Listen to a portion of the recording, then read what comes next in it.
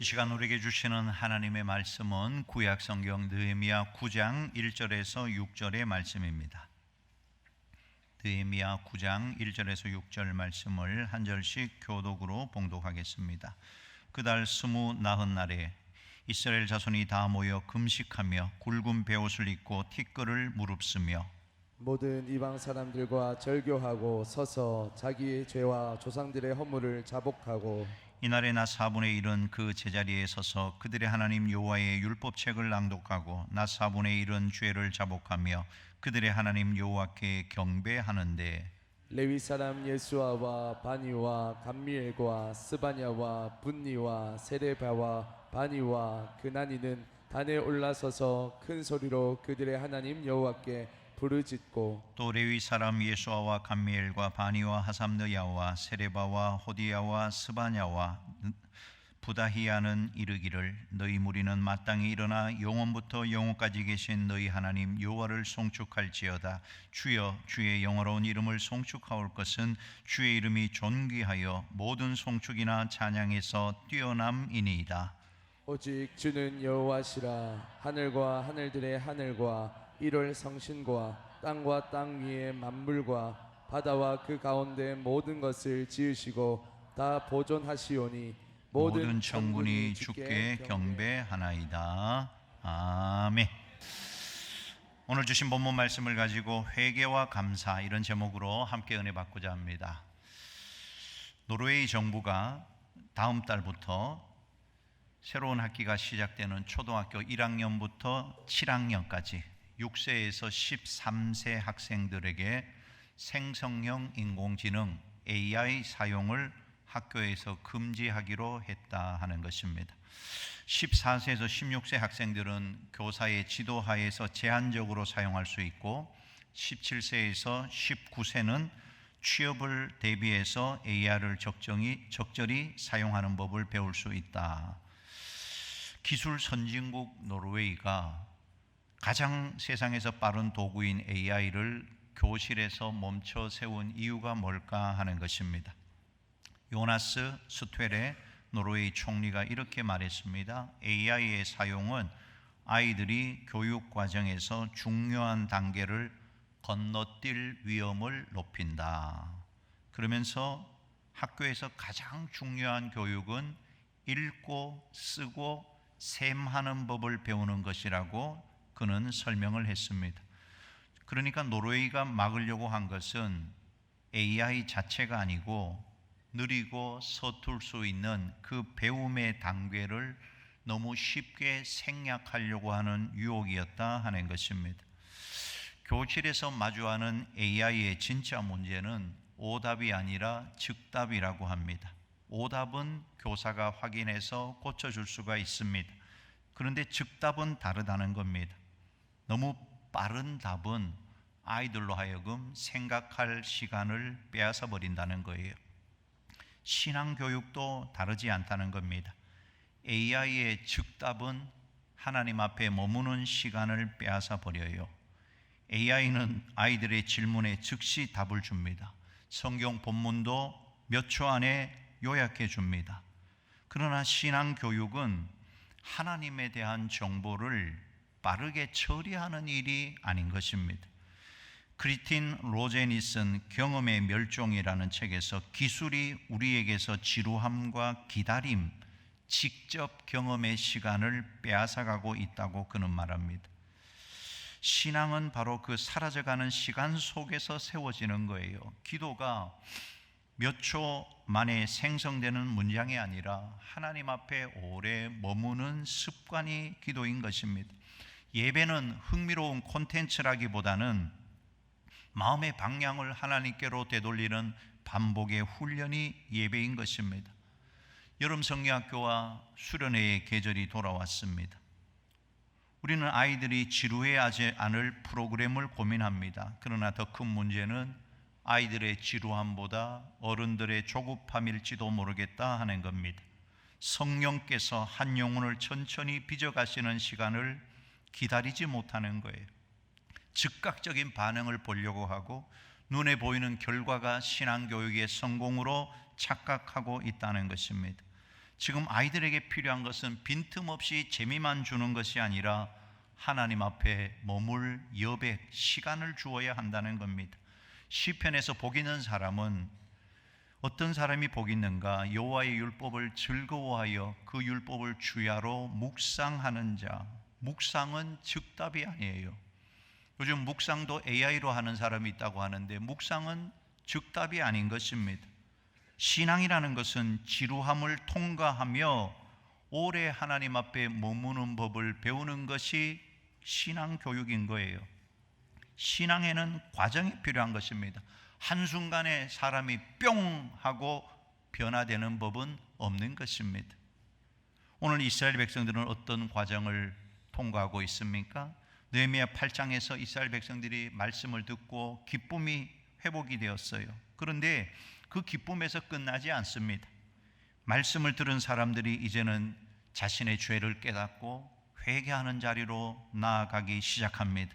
그리고 그 회개는 감사와 찬양으로 이어지는 것을 보게 됩니다. 무엇보다도 회개라는 것은 하나님 앞에 가까이 가는 첫걸음이 회개라는 것입니다. 그래서 예수님도 복음을 전할 때 그 첫 번째 일성이 회개하라, 천국이 가까이 왔다. 회개해야 하나님 앞으로 나아갈 수가 있어요. 회개해야 하나님을 만날 수가 있어요. 그리고 회개라는 것은 하나님이 어떤 분인가를 깨닫게 해준다 하는 것입니다.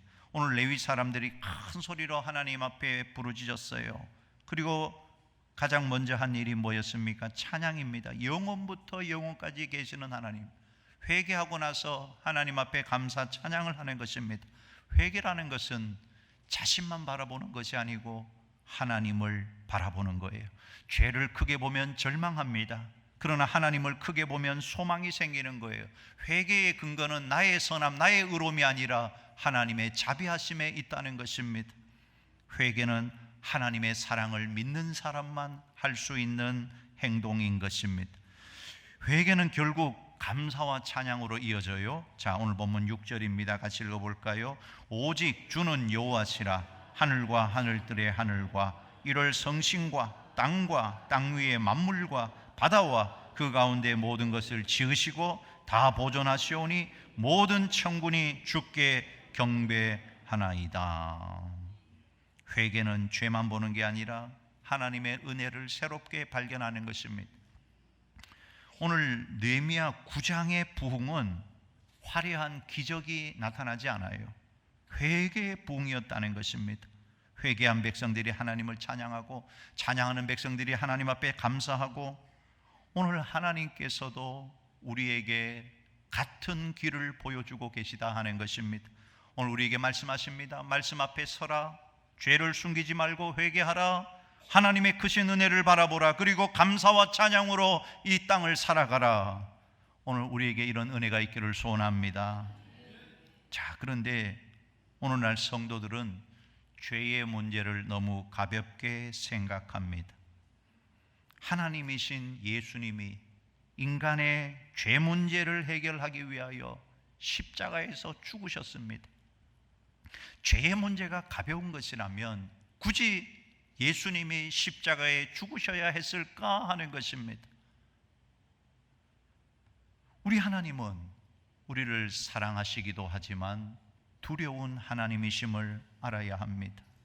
하나님을 두려워한다는 것은 하나님이 얼마나 죄를 미워하시는가를, 죄에 대한 하나님의 징계와 심판이 얼마나 무서운가를 깨닫고 하나님 앞에 서는 것을 말하는 것입니다. 요즘 성도들 하나님을 두려워하지 않습니다. 하나님의 사랑에 대해서 얘기하면서 하나님이 마음씨 좋은 동네 할아버지 정도로 생각을 합니다. 이런 생각을 갖고 있으면 하나님의 죄에 대한 경고를 가볍게 여기게 됩니다. 죄를 가볍게 여기기 때문에 회개가 제대로 되지를 않는 것입니다. 또한 요즘 성도들은 악한 영에 대해서 너무 무지하다 하는 거예요. 사실은 이것이 깊은 회개로 들어가지 못하는 결정적인 이유가 되는 것입니다. 악한 영들의 목표는 성도들을 죽이고 망하게 하는 것입니다. 요한복음 10장 10절에 보면 도둑이 오는 것은 도둑질하고 죽이고 멸망시키려는 것뿐이요. 그런데도 이것이 얼마나 두렵고 무서운가 우리 성도들은 잘 느끼지를 못해요. 이런 영적인 악한 사단의 공격이 있다는 것을 느끼지를 못하고 살아갑니다. 악한 영의 공격이 있어도 하나님이 도와주시겠지 막연한 기대를 가지고 살아갑니다. 그러다 보니까 악한 영들을 어떻게 해서라도 내보내야 되겠다는 결심을 하지 못하는 겁니다. 악한 영은 죄를 통해 합법적으로 들어오기 때문에 악한 영을 쫓아내기 위해서는 철저하게 죄를 회개해야 한다는 것입니다. 악한 영들은 성도들이 회개하는 것을 지극히 방해하는 것이, 성도들이 회개하는 것을 가장 싫어하는 것입니다. 회개하면 죄가 용서받게 되고 성도들 안에 들어왔던 악한 영들은 쫓겨나야 하기 때문에 그런 것입니다. 쫓겨나지 않기 위해서 성도들로 하여금 죄를 회개하지 못하도록 방해하고 길을 쓰고 방해하는 것입니다. 가끔 농사 짓는 분들 그런 이야기를 합니다. 농사는 잡초와의 전쟁이다. 죄는 잡초와 같습니다. 잡초를 방치하면 농사를 망치듯이 죄를 방치하면 인생이 힘들어집니다. 성경은 죄를 지으면 흑암과 사망의 그늘에 앉게 되고 곤고와 쇠사슬에 매이게 된다고 말합니다. 쉽게 말하면 죄를 지으면 고난에 빠지게 된다는 거예요. 시편 107편 10절과 11절 같이 읽어보겠습니다. 사람이 흑암과 사망의 그늘에 앉으며 곤고와 쇠사슬에 매임은 하나님의 말씀을 거역하며 지존자의 뜻을 멸시함이라. 흑암과 사망의 그늘에 앉게 된 것, 하나님의 말씀을 거역해서 그렇다는 것입니다. 회개는 죄라는 잡초를 처리하는 방법입니다. 회개하지 않거나 회개하더라도 제대로 하지 않으면 죄를 방치하는 것과 같아요. 잘 처리하지 못하는 것과 같아요.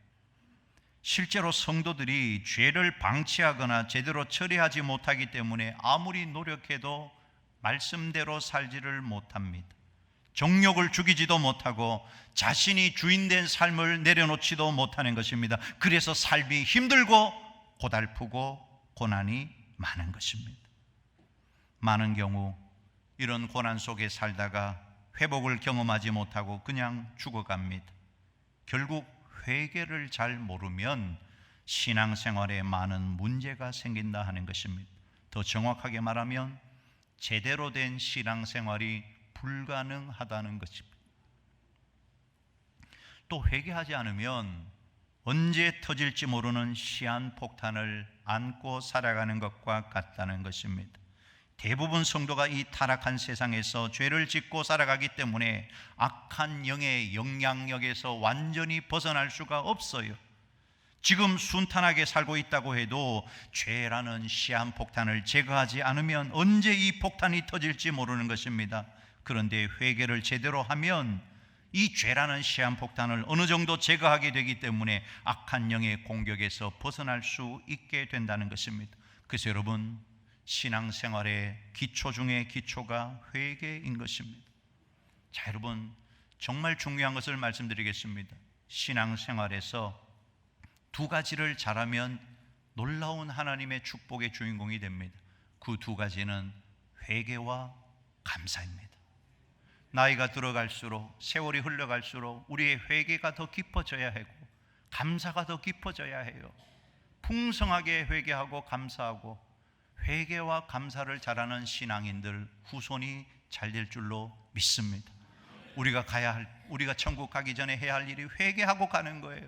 이 민족을 위해서도 회개하고 가면 이 민족이 살아나게 될 줄로 믿습니다. 다음 세대를 위하여 감사하고 가면 감사의 또 은혜가 임하게 될 줄로 믿습니다. 오늘 우리 교회 회개와 감사가 넘쳐나는 교회가 되기를 주님의 이름으로 축원합니다.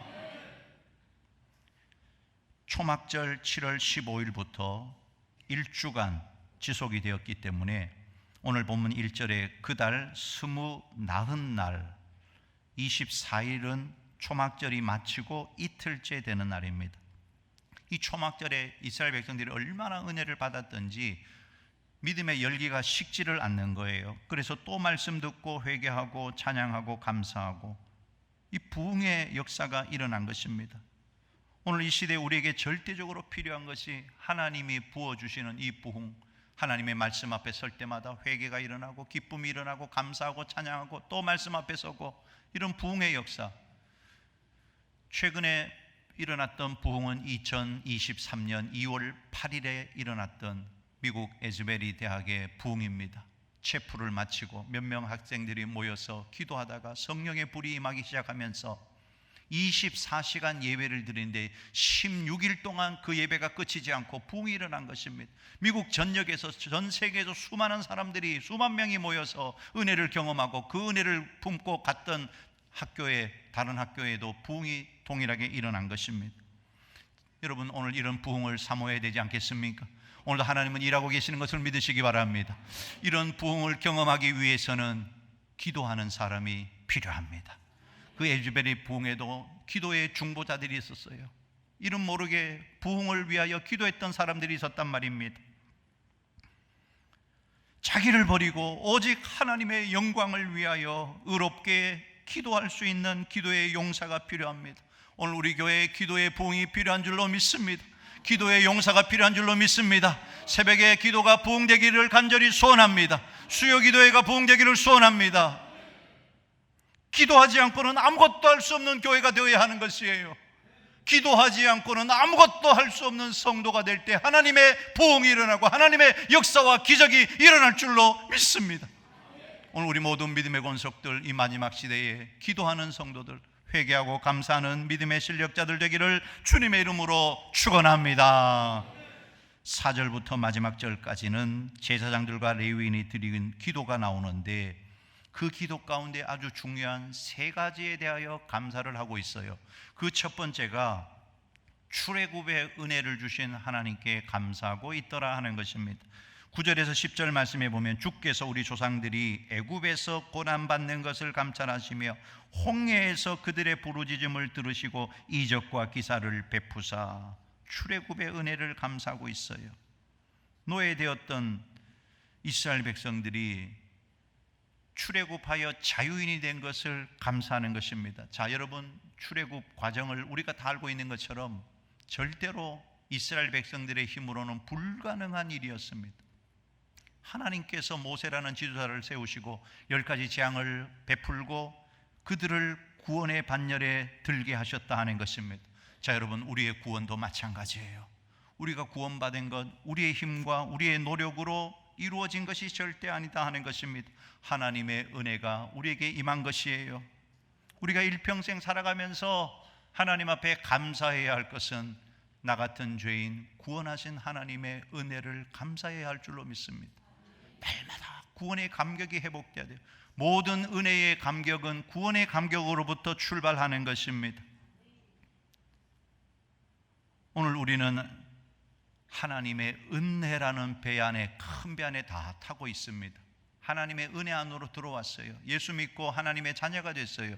그러면 여러분 어떻습니까?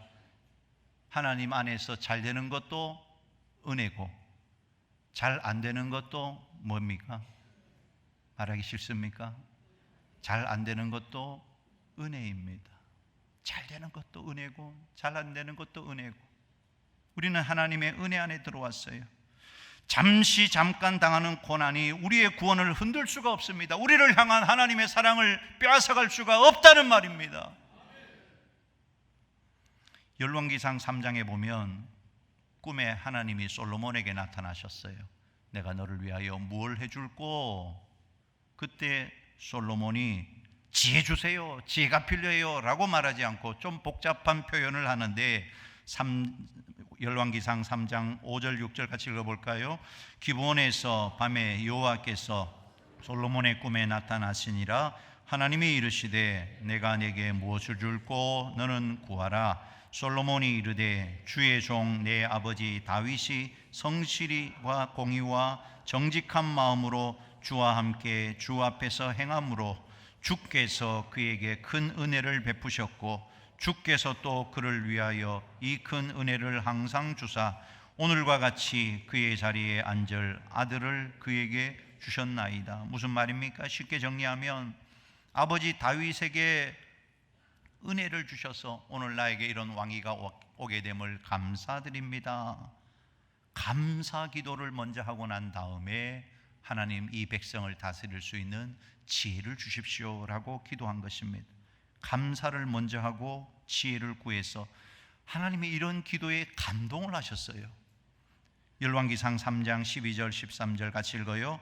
내가 내 말대로 하여 내게 지혜롭고 청명한 마음을 주노니 내 앞에도 너와 같은 자가 없었거니와 내 뒤에도 너와 같은 자가 일어남이 없으리라. 내가 또 내게 구하지 아니한 부귀와 영광도 내게 주노니 내 평생의 왕들 중에 너와 같은 자가 없을 것이라.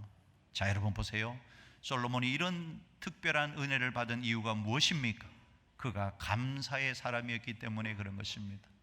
여러분, 감사의 사람 되기를 간절히 소원합니다. 우리는 무슨 일을 만나도 하나님의 은혜 안에 있기 때문에 감사하는 것입니다. 회개하고 감사하면 하나님 앞에 모든 문제의 문이 다 열리게 되어 있어요. 스페인 철학자 조지 산타나가 이런 말을 합니다. 과거를 잊는 자는 그것을 되풀이할 운명이 될 수밖에 없다. 오늘 이 나라 지금 이렇게 한류가 전 세계에 관심을 받고 있고 한국을 좋아하는 나라, 좋아하는 사람들이 얼마나 많은지 모릅니다. 이런 축복받은 것이 우리 기독교가 들어오고 120년 동안 하나님께서 이 땅에 축복 주신 것입니다. 이 하나님의 은혜를 잊어버리면 안 됩니다. 정말 우리는 감사하고 또 감사해야 돼요. 지금은 불평할 때가 아니고 감사할 때인 줄로 믿습니다. 지금 이 사회에 갈등과 혼란이 있는데 이 갈등과 혼란을 해결할 수 있는 것은 사상이나 이념이나 주의가 아닙니다. 이 땅에 지금까지 역사하신 하나님의 은혜를 감사함으로 고백하는 자들이 일어나는 것입니다. 하나님이 이 땅을 붙들고 계시는 것입니다. 지난 100년 동안 우리 교회를 하나님이 붙들고 계셨습니다. 지금 우리가 해야 할 것은 여기까지 도와주신 하나님께 감사해야 합니다. 회개하고 감사해야 합니다. 불평하고 원망하면 안 되는 것입니다. 하나님이 하신 것입니다. 하나님이 여기까지 우리를 인도해 주셨다는 것, 오늘 우리가 믿음으로 고백하고 감사함으로 하나님의 영광을 드러내는 믿음의 승리자들이 다 되시기를 주님의 이름으로 축원합니다.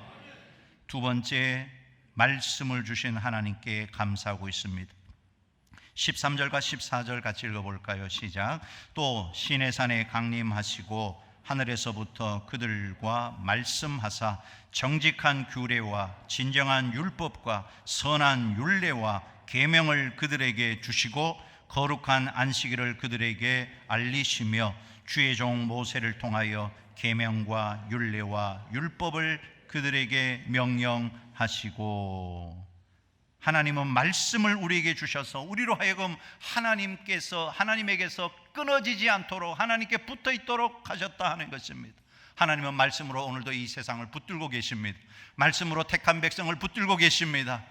여러분, 하나님의 말씀으로 우리를 만나 주시는 거예요. 우리를 깨닫게 해주시고 권면하시고 하나님의 자녀답게 살 수 있도록 합당한 삶으로 불러주시고 계시는 것입니다. 하나님께서 이스라엘 백성들에게 율법을 주신 이유가 뭐냐 하면 매일매일 생활 속에 그분의 뜻을 알려주시기 위해서 말씀을 주신 거예요. 오늘 하나님께서 우리에게 말씀을 주신 이유는 우리가 살아가는 하루하루 매일매일 삶 속에 말씀 묵상 큐티를 통해서 하나님의 뜻을 알려주시기 위함이다 하는 것입니다. 여러분, 이스라엘 백성들이 누릴 수 있었던 최대의 특권, 최고의 축복은 하나님의 말씀이 그들에게 주어졌다는 것입니다. 오늘 우리 역시 동일합니다. 우리에게 최대의 특권과 최고의 축복은 하나님의 말씀이 우리에게 있다는 것이에요. 그 말씀을 통하여 우리는 하나님의 음성을 듣는 것입니다. 매일매일 하나님의 음성을 들어야 살 수 있는 걸 믿으시기 바랍니다. 듣지 않고 사는 것은 제대로 사는 것이 아닙니다. 제 멋대로 사는 것입니다. 사사시대 왕이 없으므로 백성들이 자기 소견에 옳은 대로 살았던 것과 같은 거예요. 우리는 자기 소견에 옳은 대로 살아서는 안 됩니다. 하나님의 소견에 옳은 대로 살아야 할 줄로 믿습니다. 그러기 위해서 우리는 말씀을 통하여 날마다 하나님의 음성을 들어야 합니다. 하나님의 음성을 들어야 해요. 저명한 복음주의 신학자 달라스 윌라드가 하나님의 음성이라는 책에서 이렇게 말했습니다.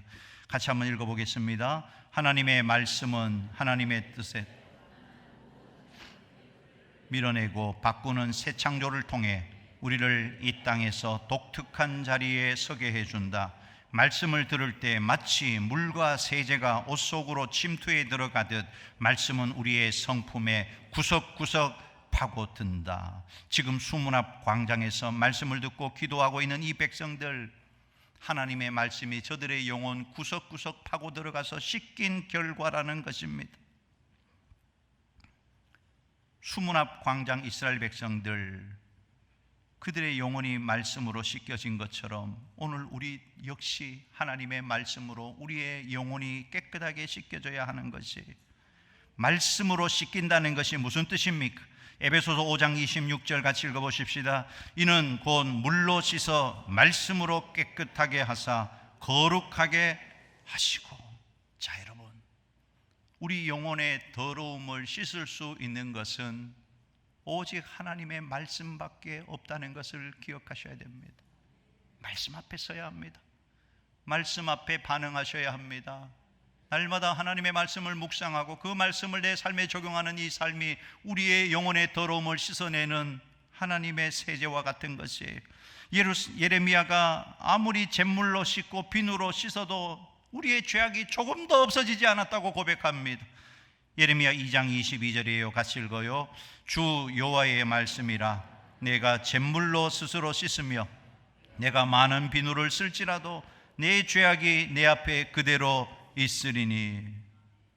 오직 진리의 말씀만 우리를 깨끗하게 할 수가 있는 것입니다. 우리는 말씀 묵상해야 합니다. 하나님 말씀 앞에 서야 해요. 말씀 앞에 머무는 시간이 필요합니다. AI가 아니고 내가 하나님 말씀 앞에 서야 해요. 우리 교회는 큐티하는 교회, 말씀 묵상하는 교회, 말씀이 지배하는 교회, 말씀이 통제하는 교회, 말씀이 이끌어가는 교회. 오직 우리는 하나님의 말씀 앞에 무릎 꿇고 그 말씀의 인도를 따라가는 진정한 믿음의 공동체가 꼭 되어지기를 주님의 이름으로 축원합니다. 마지막 세 번째, 모든 필요를 채워주시는 하나님께 감사하고 있다는 것입니다. 오늘 본문 20절에서 22절 같이 읽어볼까요? 또 주의 선한 영을 주사 그들을 가르치시며 주의 만나가 그들의 입에서 끊어지지 않게 하시고 그들의 목마름을 인하여 그들에게 물을 40년 동안 들에서 기르시되 부족함이 없게 하심으로 그 옷이 헤어지지 아니하였고 발이 부르티지 아니하였사오며 또 나라들과 족속들을 그들에게 각각 나누어 주심에 그들이 시온의 땅 곧 헤스본 땅의 땅과 바산 왕 옥의 땅을 차지하였나이다. 지금 저들은 자신들의 모든 필요를 채워주신 하나님을 찬양하고 있습니다. 목마른 자에게 생수를 주시고 들에 살아도 발이 부르트지 않게 하시고 옷이 헤어지지 않고, 오늘 우리 역시 우리의 모든 필요를 채워주시는 하나님을 믿고 살아가게 되기를 간절히 소원합니다. 여러분의 모든 필요는 하나님이 채우실 것을 믿으시기 바랍니다. 지금 경제적 어려움이 있더라도 하나님이 모든 필요를 채워주실 것을 믿으시기 바랍니다. 우리에게는 빌사일구가 있습니다. 빌립보서 4장 19절. 빌사일삼만 있는 게 아니고, 빌사일삼 뭐죠? 내게 능력 주신 자에서 내가 모든 것을 할 수 있느니라. 오늘 하나 더 외우셔야 합니다. 빌사일구 같이 읽어요. 시작. 나의 하나님이 그리스도 예수 안에서 영광 가운데 그 풍성한 대로 너희 모든 쓸 것을 채우시리라. 한 번 더. 나의 하나님이 그리스도 예수 안에서 영광 가운데 그 풍성한 대로 너희 모든 쓸 것을 채우시리라. 경제적으로 어렵다면 여러분 빌사일구를 선포하시기 바랍니다. 나의 하나님이 모든 쓸 것을 채우시리라. 우리의 필요는 하나님이 채워주실 것입니다. 마지막으로 38절 읽고 마치겠습니다. 38절입니다. 우리가 이 모든 일로 말미암아 이제 견고한 언약을 세워 기록하고 우리의 방백들과 레위 사람들과 제사장들이 다 임봉하나이다 하였느니라. 저들이 하나님의 말씀 앞에 이제 믿음으로 살겠다고 의지적으로 결단하고 도장을 꽝 찍고 봉함했다, 임봉했다고 말하고 있습니다. 오늘 우리 믿음의 성도들, 이 마지막 시대에 회개와 감사로 그 어떤 환경 속에서도 끝까지 믿음으로 살겠노라고 오늘 임봉하는 날이 되기를 소원합니다. 하나님 앞에 믿음으로 결단하는 날 되기를 소원합니다. 여러분의 평생에 회개와 감사가 풍성하기를 원하고 믿음의 결단으로 하나님의 기적과 역사의 주인공이 되는 믿음의 승리자들 다 되어지기를 주님의 이름으로 축원합니다.